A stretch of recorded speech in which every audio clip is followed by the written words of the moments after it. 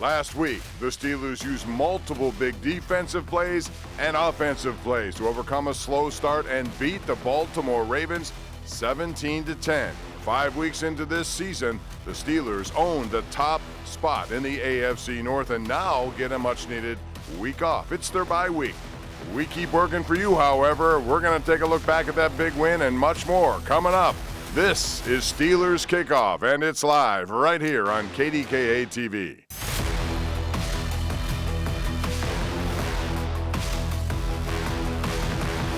Welcome to BetMGM Steelers Kickoff. Good morning, everyone, and welcome inside our KDK studios for the bye week edition of the Steelers Kickoff. I'm Bob Pompeani, joined by the quarterback of the program, Mr. Charlie Batch, as usual. Rich Walsh and Gerry Dulac will be along with us a little later. But before we get going, time to introduce our special guest for this week, and that would be former Steelers linebacker Ryan Shazier is back with us in studio. Always happy to see him, and good to see Ryan here after he did some work with us during the Steelers preseason programs that we had. Charlie, we're going to start with you, though. How important was it last week that the Steelers came back? What's it say about their determination, their resolve as a unit, even though they were outplayed badly, I thought, in the first half? Oh, they were, but this is a game you needed to have. And going into the game, this is a typical Steelers-Ravens rivalry. They needed to figure out a way to win. They were able to scratch and claw to get that victory at the end. And it makes it a lot easier going into the bye week because you're smiling, you won, to make those corrections versus having to wait 2 weeks if they weren't able to figure it out and lose in that game. But I'm glad they were able to do it. All right, last week was a tale of two halves when you think about it for the Steelers defense. You can see we put up the numbers here, and the Ravens put up 244 yards, 10 points in the first half.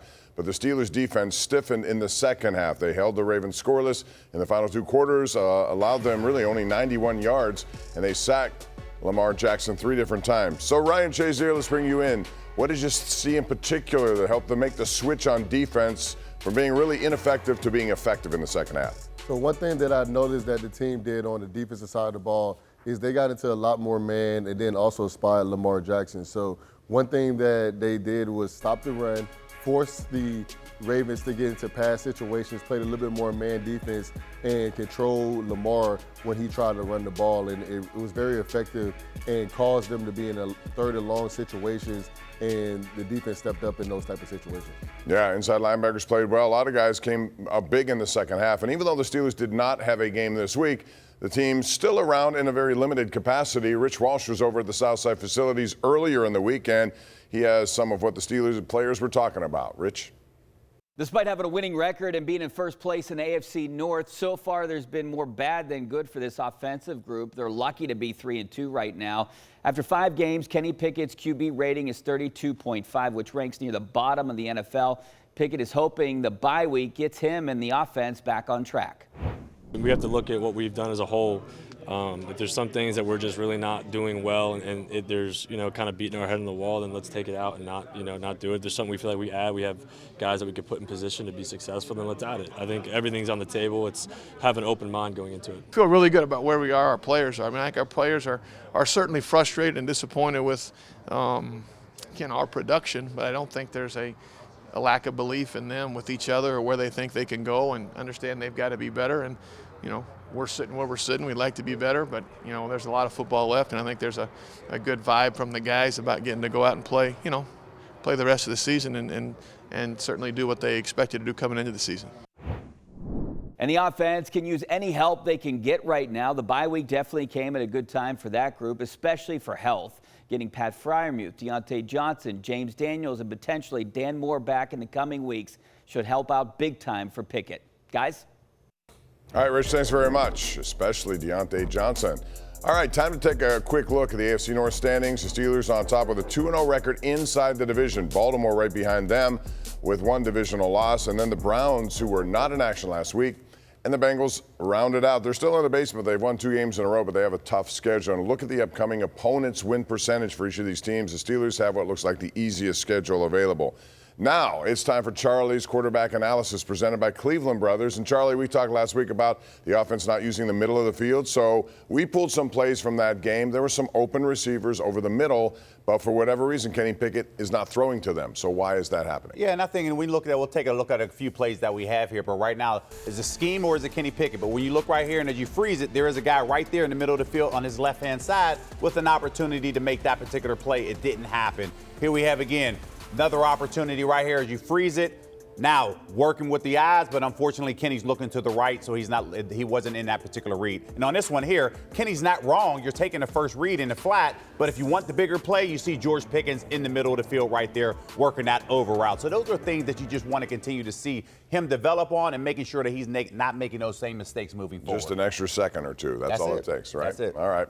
Spoken from a true quarterback here, so let's flip back over to defense. Now, Ryan, if there's one thing the Steelers really need to improve upon defensively the rest of the week, what would it be for you? To me, I think the Steelers need to continue to improve on missed tackles. Right now, that's an area that this defense has really been struggling on. They have about 45 missed tackles as a team on the season, and you can see it right here as you watch the clips.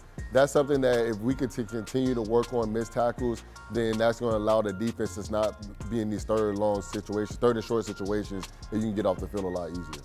Yeah, a lot of it may be just processing too much or whatever, and then that leads to indecision and maybe being a step behind. That's good stuff. We are just getting started here on Steelers Kickoff. Coming up next is our panel talking about the Steelers getting more pressure on opposing quarterbacks like we saw in the second half last week. Stay tuned. We're back with more right here on BetMGM Steelers Kickoff.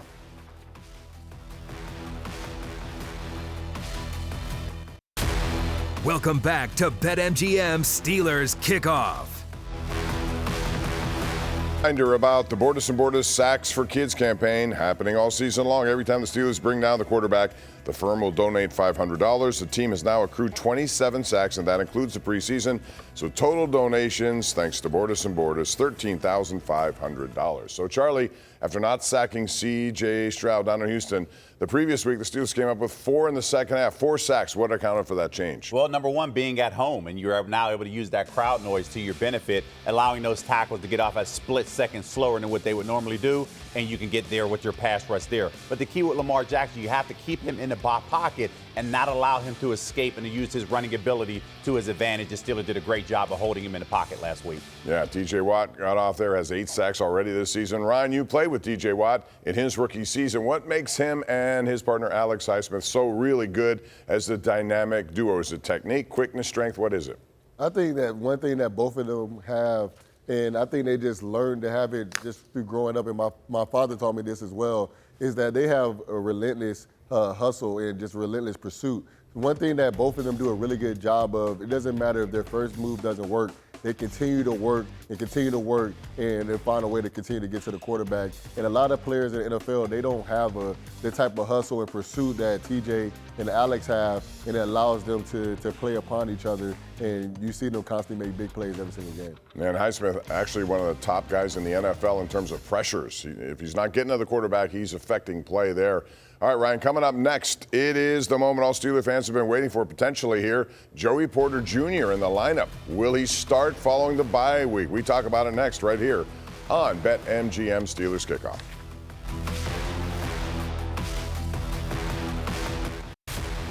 BetMGM Steelers Kickoff is presented in part by your Western PA Chevy dealers. Hey, welcome back, everyone. Even though the Steelers have the weekend off, there is plenty of news and notes coming out of the South Side on what's to take place next weekend when the team gets back in action at the Rams. Rich Walsh talked to Steeler insider Gerry Dulac of the Post-Gazette about a few of those topics at Steeler headquarters. All right, thanks a lot, Bob. I think the big question is right now, should Joey Porter get more playing time? Will he get more playing time? Yeah, Rich, I think you'll see him get more playing time. You know, he spent the first 4 games in the dime defense. He's migrated now to the nickel defense, played 28 snaps against the Ravens. And I think one of the things they will do in this bye week is talk about how to use him a little bit more. And there's no question in my mind for the things that he is able to do, and especially coming up with that pick the other game. the last game. It's time to get him on the field and let him play on the edge and do some other things with Patrick Peterson. I know winning is the most important stat, but the offense still wasn't good. Is there any changes they're going to make this bye week? They're going to do anything different? Yeah, Rich, I don't expect them to do anything different, but there's no question. I mean, they've only scored 5 offensive touchdowns in these 5 games and just one again the other day. That's 4 of the 5 games this year with just 1 touchdown. Go back to last season, 4 of the last 6 games that Kenny Pickett started, just 1 touchdown. Obviously, there's a problem. We know what a lot of people think that problem is, but there's no question. I think that victory helped mask the problem, but Kenny Pickett did it again in the 4th quarter, and we've seen him do that now 3 times in the last 8 games. So, I mean, Mike Tomlin has done a great job of keeping his team together. What is it about him and his coaching style to keep seasons together and not let the season get away from you or games to get away from you? You know what? I think what it is, Rich, after seeing him all these years and being around him, he keeps his message consistent, win or lose. He's hard on the guys when they lose, but he doesn't get them too down, and when they win, he doesn't get them too excited. He keeps them focused on the task at hand, and there's no question that is his greatest strength, being able to keep the team focused on what they need to do game in and game out. Don't look too far ahead. Certainly don't look behind them. And so I think that's what he does. He has a great ability to relate to the guys, and that's the thing he does the best to keep the team together. All right, thanks a lot, Gerry. As always, great stuff. Back to you guys. All right, guys, thanks very much. We'll follow up on that. And since Mike Tomlin has taken over in 2007, the Steelers have really been the dominant team in the AFC North. 67 wins, a .690 win percentage in the division. Only one losing division record season. That was in 2009. 7 AFC North championships, 4-0 record over the previous 4 meetings. So let's talk about that with 2 guys who played with Mike Tomlin. Charlie, let's get started with you. Did Tomlin seem to prioritize these division games more than others? No, absolutely. And it's because that's the easiest pathway to the playoffs. You win your division, that assures you a home playoff game. And you can't take those things lightly, especially when teams are building through the draft. You know what each other is doing. You play them twice a year. You have to figure out a way to win those games. And here in Pittsburgh, those things are a priority. And you can see Mike Tomlin running exactly how it's supposed to be, looking at his record in the AFC North.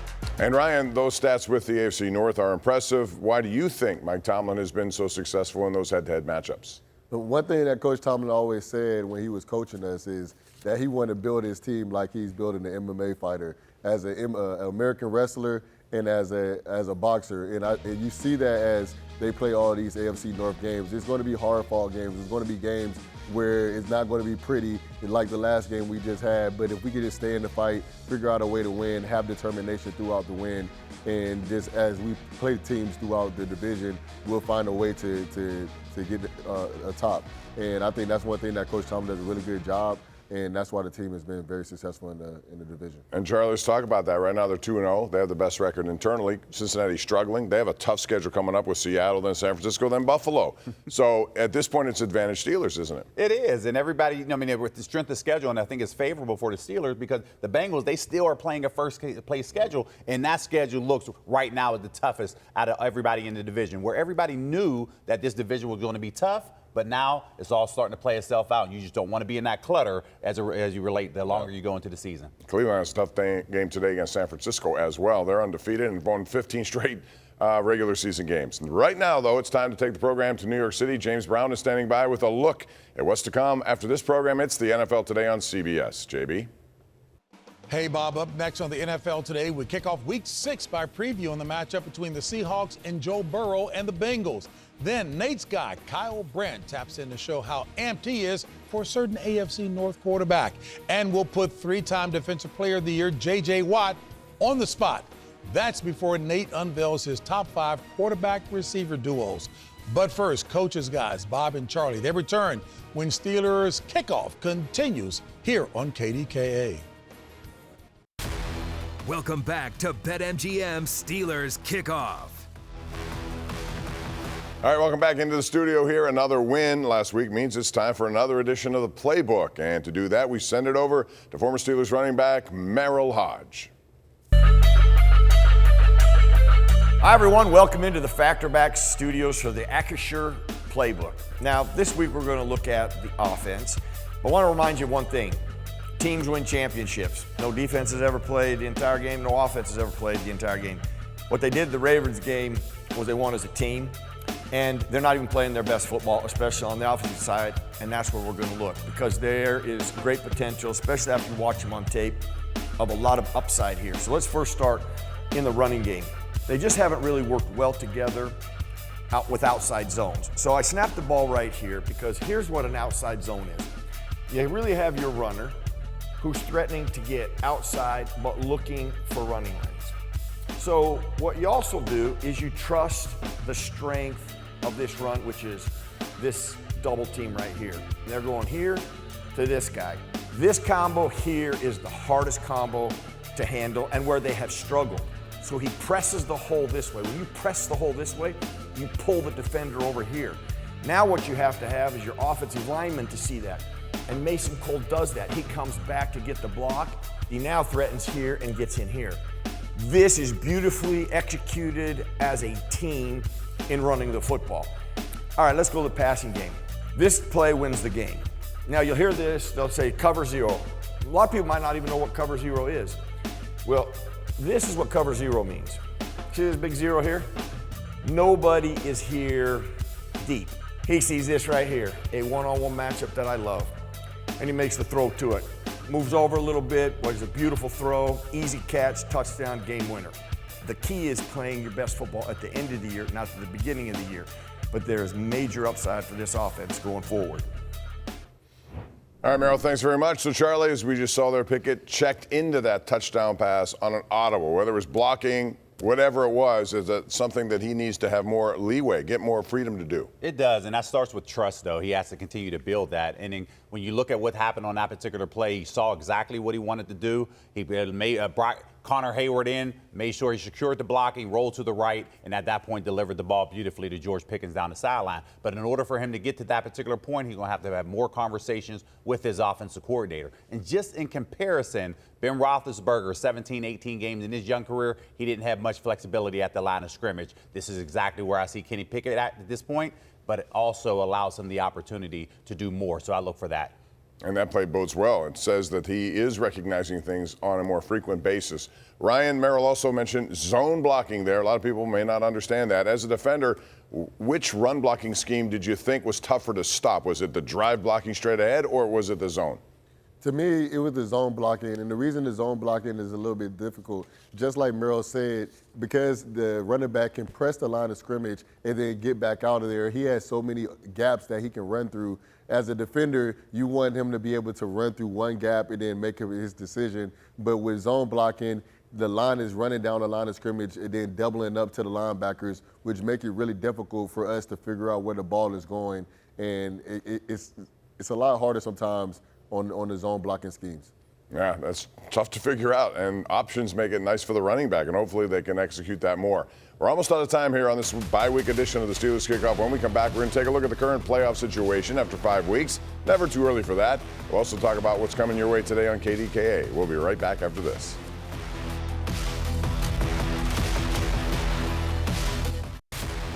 BetMGM Steelers Kickoff is presented in part by your Western PA Chevy dealers. All right, welcome back. I know it's only 5 weeks, but it's never too early to peek into what potentially could be there playoff-wise for the Steelers with 12 games left in this regular season. So let's take a look. The Chiefs, where you expect them. The Dolphins have been explosive. The Steelers, as of right now, because they're leading the division, would have the 3 seed. Then it's Jags, Colts, Ravens, and Bills. And Charlie, last year at the bye week, the Steelers were 2-6. This year, 3-2. They went 7-2. What can they do in this bye week that helps them move up in this division chase? Well, you have a lot of self-correction, your self-evaluation that you're going to do during the bye week, but this is critical only because this next 9-game stretch that they actually can treat it like 2 mini bye weeks. 3 weeks, then they have a mini bye week after that Thursday night game against Tennessee, but then also 6 weeks later they play another Thursday night game against the Patriots. Put themselves in position, rest up, and then make that playoff push at the end of December. So these are things that I get excited for because the Steelers are exactly where they would want to be positioned at right now. And Ryan, 2 of the next 3 are at home. They have an opportunity to feast on what we said was an easier schedule for them compared to the rest of the AFC North. Yeah, I think with them playing at home, I think it's going to be a big boost because the home crowd, and allows them to be able to use that on defense. The defense plays a lot better when they're at home, and then it allows them to get in rhythm when they're on offense. All right, the other thing, they got the Rams coming up after this bye week. The Rams play today against Arizona, and we'll see what happens after that. As far as the rest of the way, the Rams, 4 o'clock, you'll see that one, and then you have the Jags and Titans back-to-back. Now, there's only 3 days rest between those two, and the Titans are a team that likes to run heavy, so that could be a factor. Then it's Packers, Browns, Bengals, a lot of these AFC North head-to-head matchups. Coming up today, we have a lot of stuff going up. As you look at the rest of the schedule here, you got the Cardinals, the Patriots, the Colts, Bengals, Seahawks, and Ravens to round it all out on January the 7th. It may come down to that game the way things are going. Today, you're going to watch, after the NFL Today on CBS, it is Seattle. Very good team again so far against the Bengals, who got a big win against Arizona last week. We'll see if they can parlay that. They've won 2 in a row. Nightly Sports Call coming up tonight at 10:35, brought to you by Ireland Contracting. Then 11:35, it's the #1 Cochran Sports Showdown. Colin Dunlap, Andrew Filipponi, and Ray Fittipaldo will be here making his showdown debut. That's going to do it.